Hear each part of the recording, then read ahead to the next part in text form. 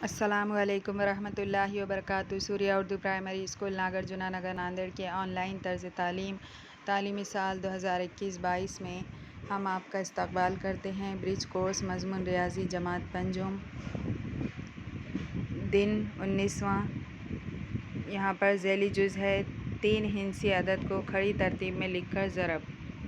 यहाँ पर देखिए 3 हिंसी अदद की ज़रब दी गई है और उसको खड़ी तरतीब में लिखने के लिए बॉक्स दिया गया है। इकाई, दाहे, सैकड़ा, हज़ार।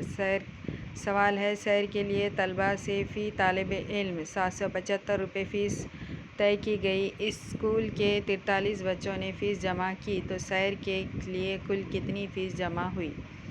तो यहाँ पर देखिए एक तलबा से 775 रुपये फ़ीस ली गई। तो इस तरह 43 तलबा थे, तो यहाँ पर 775 को आपको 43 से ज़रब करना होगा। उसके बाद सवाल है, एक सर्वे के लिए हर बच्चे को 27 घरों में मुलाकात करना थी। बज़ाते ख़ुद 190 बच्चों ने गांव का सर्वे किया, तो तमाम बच्चों ने मिलकर कितने घरों का सर्वे किया? यहाँ पर भी आपको 190 को 27 से ज़रब करना है। एक खाना हासिल का छोड़ना ऊपर और बीच के 2 खानों में जवाब लिखना, सवाल लिखना और उसके बाद नीचे जवाब लिखना।